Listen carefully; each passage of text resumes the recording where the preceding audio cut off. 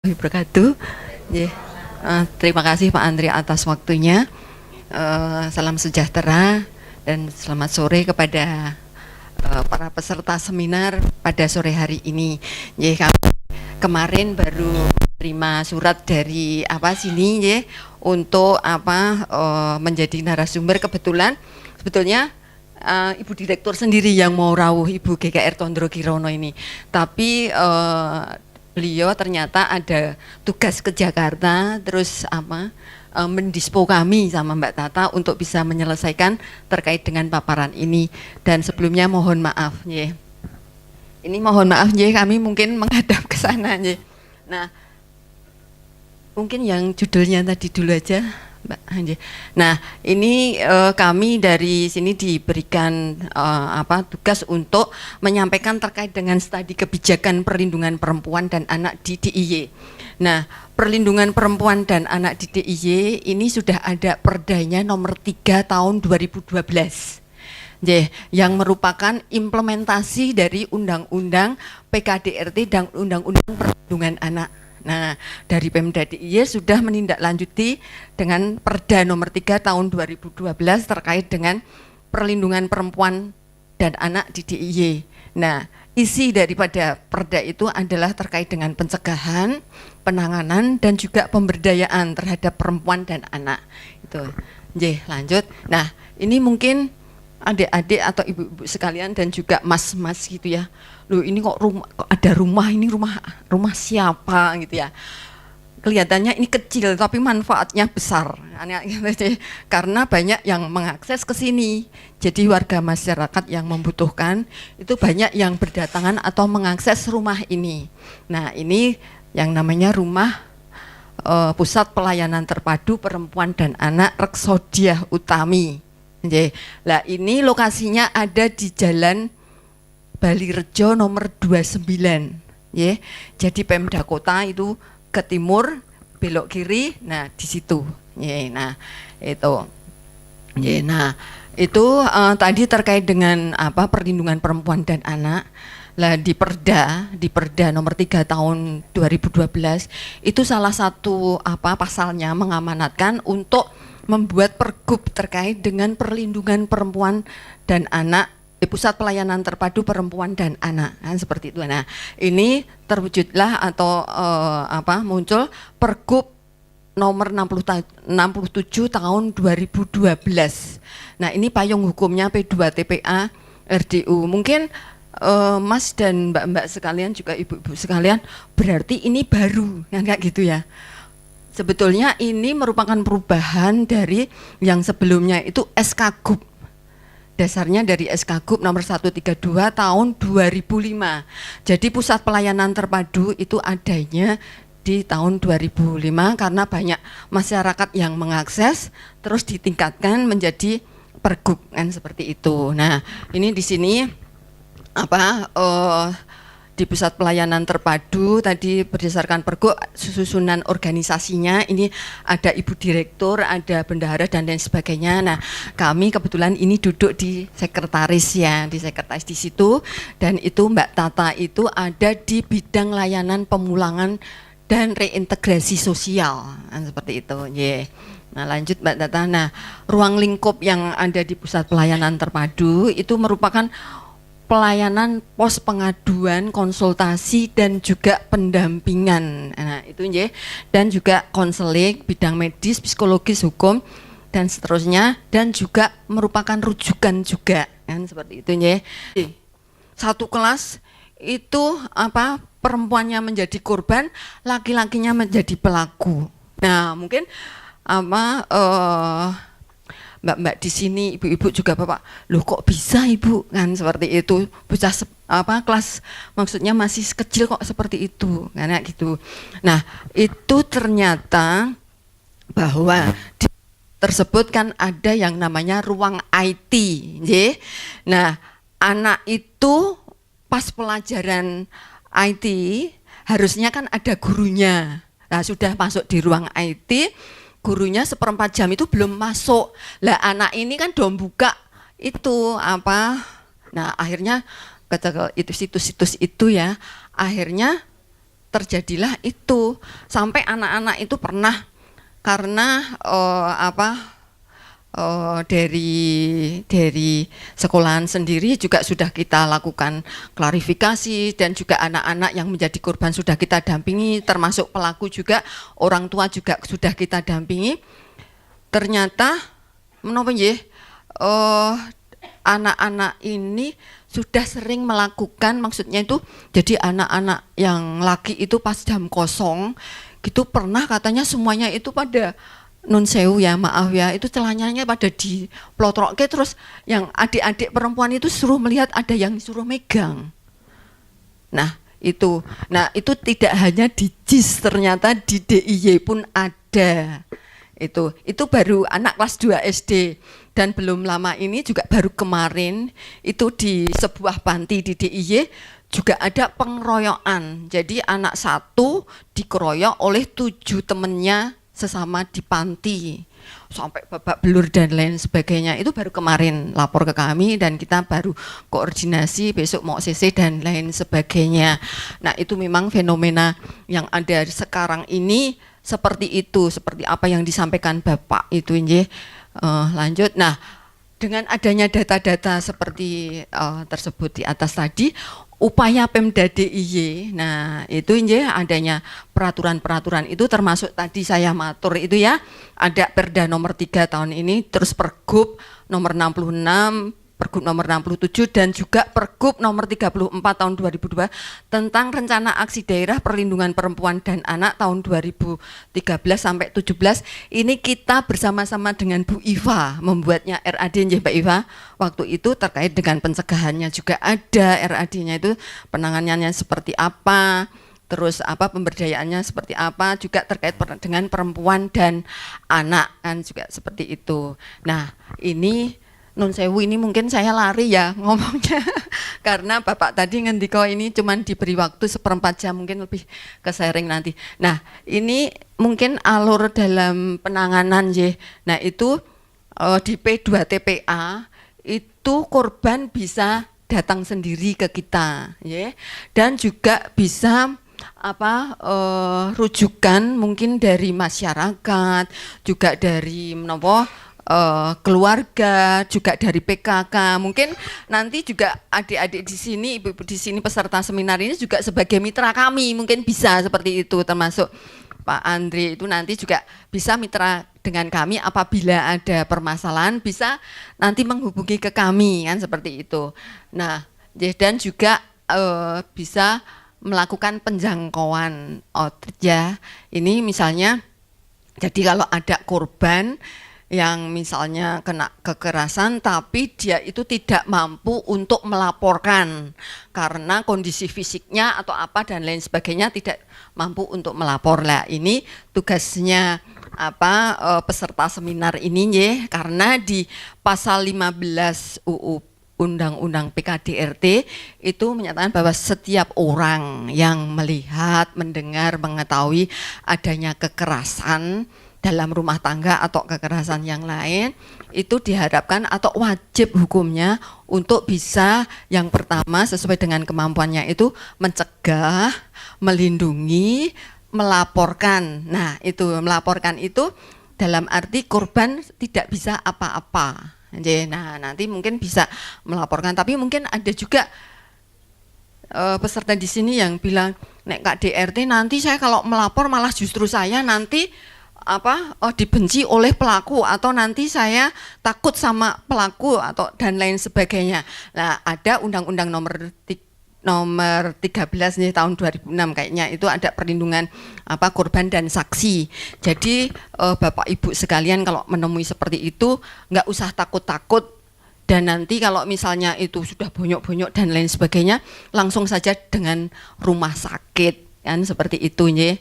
Nah itu mungkin Ibu udah, Bapak Ibu sekalian atau adik-adik sekalian udah diparingi itu ya kopintan ya, sudah nggih. Nah nanti mungkin bisa diwaos dulu, nanti kalau kurang jelas itu bisa nanti kita sharing bersama nggih nun sewu nggih daripada nanti kami berkepanjangan. Nah, dalam penanganan korban kita tidak bisa sendiri.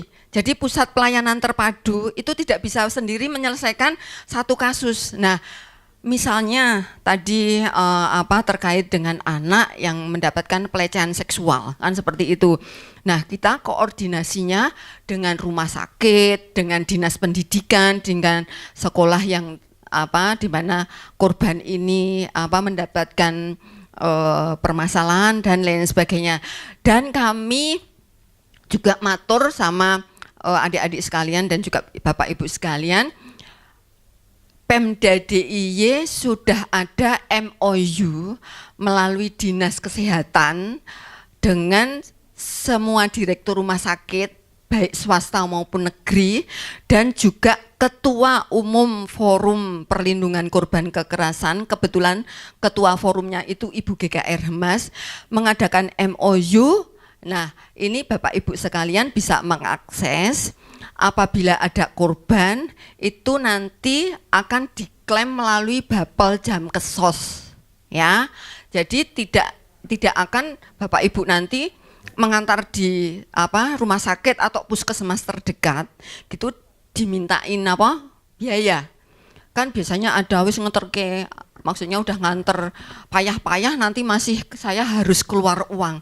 Tidak asal adik-adik atau ibu dan bapak sekalian ngendiko atau bilang kalau ini korban kekerasan, nanti dari rumah sakit atau puskesmas itu akan memberikan tanda, dan dari puskesmas atau rumah sakit terdekat nanti akan ngefek atau memberikan data korban tersebut ke kami. Kebetulan P2TPA RDU itu juga selaku sekretariat forum.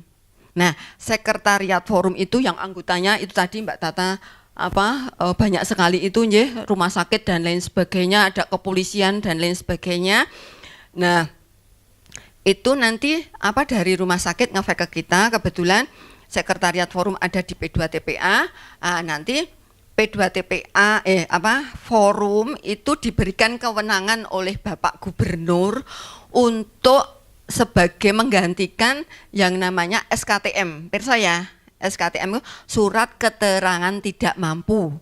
Nah, Pak Gubernur itu memotong mata rantai yang mungkin dulu itu kan harus dari RT, RW sampai kecamatan baru dapat SKTM tadi itu. Tapi hanya di satu pintu melalui sekretariat forum, SKTM ini sudah laku. Dan itu nanti dari rumah sakit itu tinggal nanti ngefek ke kami ngefek kembali. Nah, nanti dari rumah sakit sama Bapel Jamkesos itu tinggal buka rekening dan lain sebagainya. Bapak Gubernur mengharapkan jadi korban ini sudah menjadi korban karena kekerasan, nggak tahu kekerasan fisik atau psikis, seksual dan lain sebagainya. Jangan sampai korban ini menjadi korban lagi karena administrasi di rumah sakit atau di puskesmas. Nah, itu ya. Jadi Bapak Ibu sekalian nggak usah khawatir, apalagi adik-adik ini calon-calon juga dokter ya, nanti mungkin mengetahui hal itu, mungkin gitu prosesnya ya. Nah, ini prosedur penerimaan. Nah, ini tadi ya saya sudah matur ya, nanti menghubungi sekretariat volume. Nah, ini kami ada di ini nomor 2 itu ya, anti itu ya, nanti nomornya yang 0685.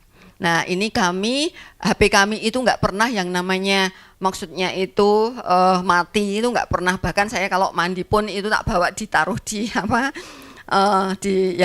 ikut di kamar mandi itu, karena kita setiap saat harus ready, karena yang namanya Bu GKR Hemas, maksudnya Bu Ketua Umum Forum aja dia itu siap juga untuk melayani itu, apalagi kita sebagai stafnya yang sebagai orang biasa. Nah, kita ikut seperti itu ya. Nah, itu ya, dan mungkin bisa juga melalui blog itu dan lain sebagainya ya, nanti mungkin ya lagi Mbak. Nah, ini salah satu contoh mungkin seorang ibu yang ini eyeshadow-nya terlalu tebal. Nah, ini ya, dan eyeshadow-nya ini kena air juga tidak luntur ini. Ini ya. Nah, ibu ini mendapatkan kekerasan fisik dari suaminya. Suaminya itu sudah tidak bekerja, pemabuk, peminum, suka main perempuan. Yang perempuan istrinya ini dia itu jualan ya untuk menopang kehidupan. Lah kalau sampai rumah, kalau seandainya suami itu maksudnya sajene tidak komplit kan seperti itu ya. Nah, itu bogem-bogem itu yang meluncur kan nggak gitu ya. Nah, ini dalam yang itu tadi proses ini dalam penanganan ini kita dampingi, kita bawa ke rumah sakit. Terus di P2TPA kan juga ada yang namanya SDM yang profesional, ada 3 konselor psikologi yang dilatar belakangi sebagai psikolog anak, psikolog perempuan dan juga psikiater.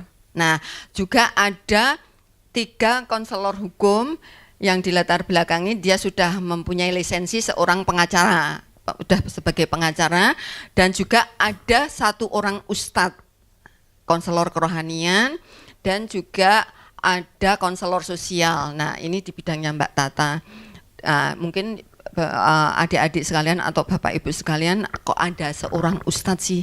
Nah, ini di dalam rumah tangga apabila kalau gelas itu baru beda sedikit, nah gitu, nanti yang nemui konselor kerohanian ini seorang ustadz, itu harus seperti apa dan lain sebagainya kan seperti itu ya. Nah, terus kalau yang ini kekerasan psikis. Nah, jadi ini sebetulnya usianya masih anak di bawah 18 tahun, tapi sudah kelihatannya sudah besar. Nah, ini anak ini sebetulnya sudah tidak punya bapak ibu. Nah, tadinya anak ini kan kenal dengan, biasanya kalau di rumah itu kan ada orang yang jualan soto, jualan bakso lewat gitu nje, ada yang jualan lotis dan lain sebagainya. Lah ini korban ini kenal dengan seorang bakul soto, anak gitu nje. Nah, sering dia itu pertemuan dan lain sebagainya, akhirnya dia menikah, anak gitu. Nah, setelah menikah korban ini dibawa ke orang tuanya si laki-laki itu yang berada di luar DIY. Ternyata di sana itu laki-lakinya itu udah punya istri. Nah, itu langsung dia ngendrit, kalau orang Jawa bilang ya, pulang ke Jogja ngendrit gitu. Nah, udah sampai di rumah bilang sama bapak ibunya. Nah, mungkin ya yang namanya orang tua ya, dengar seperti itu, selisih seminggu itu bapaknya meninggal. Dengan adanya itu ya mungkin saking ngense ya, ini kayaknya anak tunggal ini. Nah, terus dia itu terus agak trauma berat, jadi depresi. Jadi dia itu sering nggak banyak bicara tapi sering jalan-jalan kemana dan lain sebagainya gitu ya. Sebulan berikutnya ibunya meninggal. Nah, jadi ini seorang diri. Untung lingkungan masyarakatnya itu peduli dengan beliau. Jadi tetangga-tetangganya itu kalau misalnya pas makan malam, pas makan pagi, siang, malam itu kayaknya udah kayak diatur, dijatah gitu ya. Nah, ini kondisi hamil. Lah, kebetulan ini pas sudah HPL-nya dia itu kan jalan-jalan tapi tetangganya nggak ada yang tahu. Nah, ini dia itu melahirkan di tempat yang baru direhab, dibangun gitu. Nah, ditemui oleh seorang polisi patroli. Nah, dia itu di situ sudah keluar bayinya itu, langsung diangkat, dibawa ke rumah sakit. Nah, karena ini kan saking stres berat, jadi kan dipisahkan dengan bayinya. Nah, tapi ibunya itu pokoknya pengen tahu bayinya. Lah, dia itu kan pas makan siang kan diberikan teh dan lain sebagainya. Lah, bayi yang baru berapa hari itu dikasih teh itu tadi. Nah, kebetulan ketemu dengan perawat dan lain sebagainya. Terus akhirnya ya udah pokoknya sudah tidak bisa. Terus kebetulan ini anaknya laki-laki. Nah, terus kita koordinasi dengan yang punya wilayah kalau ada seperti ini dan lain sebagainya. Nah, dengan apa pejabat setempat dan lain sebagainya, juga dengan apa RT RW di situ juga dengan bupati dan lain sebagainya. Anak ini diadopsi oleh seseorang yang apa pengen punya anak kan kayak gitu. Nah itu secara legal, maksudnya melalui pengadilan dan lain sebagainya. Ternyata anaknya itu cakep banget, bagus gitu. Katanya itu karena kita kan monitoring ya, dan posisi anak sekarang ada di Bogor. Nah, kan seperti itu. Nah jadi kami dalam menangani sampai selesai kan seperti itu. Terus lagi, nah ternyata yang mendapatkan pelecehan seksual itu tidak hanya seorang perempuan, remaja, anak-anak, ini nenek-nenek yang sudah berumur 72 tahun. Ini mendapatkan pelecehan seksual dari laki-laki umurnya 35 tahun. Nah, mungkin kok bisa toh Bu? Ya, kok bisa toh Bu? Kan nggak gitu ya. Karena simbah-simbah ini profesinya sebagai tukang pijet, tukang ngeroi itu. Sebetulnya laki-laki itu udah langganannya, kayak gitu. Tapi ya nggak tahu, mungkin ada setan lewat ya. Nah, terus terjadi itu. Nah, waktu kita pas pendampingan, kita ditelepon itu, kasihan betul. Itu darahnya keluar banyak itu. Terus langsung kita bawa ke rumah sakit. Nah, terus itu apa? Kan semuanya gratis sampai selesai, dan juga kita pendampingan terhadap keluarganya dan lain sebagainya. Dan kayaknya simbahnya ini kayaknya juga sudah nggak ada kan, sudah berapa tahun yang lalu ini simbah-simbah ini. Jadi tidak hanya remaja dan anak-anak kecil, ternyata simbah seusia 72 tahun aja masih kena pelecehan seksual. Tapi dari face-nya memang cakep ya ini ya kayaknya ya. Ini ya simbah-simbahnya ini. Nah ini, nah tadi kami menyampaikan terkait dengan perempuan tadi, tapi mohon maaf terkait dengan yang anak kami tidak bisa menampilkan gambarnya karena sesuatu hal. Nah untuk apa P2TPA RDU pengembangannya kita juga punya yang namanya TESA, telepon sahabat anak. Nah adik-adik atau bapak ibu sekalian, kalau mau mengakses TESA 129 ini cukup dengan telepon kabel, tapi bukan pakai HP loh, bukan seluler. Jadi kalau misalnya di kantor atau di dalam itu ada telepon kabel, itu langsung PJ 129 nanti akan diterima oleh Kak TESA. Kenapa saya matur Kak TESA? Karena biasanya anak-anak ini pernah, karena dulu itu salah satu petugasnya bilang kalau namanya Endang atau apa. Nah, terus anak ini kebiasaan saya mau ketemu Bu Endang, Mbak Endang, nggak mau sama yang lain. Padahal di sana ada 6 petugas yang di temennya Endang ya, yang di latar belakangi psikolog, seorang psikolog ya, psikologi. Nah itu ada 6. Nah, makanya dengan adanya permasalahan itu kita sekarang kalau terkait dengan manggilnya Kak TESA. Jadi siapa saja dari 6 personil itu bisa menerima itu tadi layanan TESA. Itu bisa kita akses mulai dari jam 8 sampai jam 5. Dan layanannya berupa konsultasi, pendampingan dan outreach seperti yang di RDU tadi nggih. Lah ini juga bisa hotline itu dan lain sebagainya. Lah ini juga BPM juga bisa nggih. Nggih. Nah ini nanti mungkin yang terkait dengan kota dan kabupaten layak anak mungkin nanti mau ditambahi oleh Mbak Tata nggih, itu karena ini pakarnya dengan anak-anak ini nggih. Mbak Tata ini sampai dia itu mengembangkan kampung ramah anak yang di kota semuanya sudah ada berapa kelurahan itu semuanya kayaknya sudah ya Mbak ya. Nah itu nanti mungkin Mbak Tata yang mau menyampaikan. Terus Mbak Tata, nah terus ini juga terkait dengan kasus-kasus anak yang di DIY nanti juga mau disampaikan. Nah mungkin dari kami itu saja. Jadi mungkin Bapak Ibu sekalian atau adik-adik sekalian, Pusat Pelayanan Terpadu Reksodia Utami itu punya pemerintah ya, jadi bukan LSM. Jadi kalau misalnya Ibu mau, Bapak Ibu sekalian dan lain sebagainya mau konsultasi ke sana itu gratis, kecuali kalau Ibu itu mengantarkan orang yang mau bercerai. Nah itu bayarnya di pengadilan bukan di RDU. Nggih, karena kalau kita menganggarkan untuk perceraian nanti sama Pak Gubernur nggak boleh seperti itu nggih. Jadi itu nggih. Jadi ini punya apa P2TPA itu punya pemerintah dan terkait dengan pasca pendampingan dengan pemberdayaan perempuan itu perempuan-perempuan yang pernah menjadi korban kekerasan kita dampingi. Nah, di pasca itu dia akan kita panggil lagi untuk kita lakukan atau kita beri pelatihan. Nah, sebelum pelatihan kita lakukan FGD dulu untuk mengetahui bahwa korban ini potensinya apa sih, anak gitu ya. Kebetulan di kami itu kan ada keterampilan untuk menjahit, untuk memasak dan juga untuk kecantikan salon itu. Nah, dari hasil itu nanti para pasca pendampingan itu korban pasca pendampingan itu kita beri pelatihan selama dari Senin sampai Sabtu, baik mendapatkan teori maupun praktek kan ya gitu. Lah nanti setelah itu kita berikan bantuan sesuai potensi.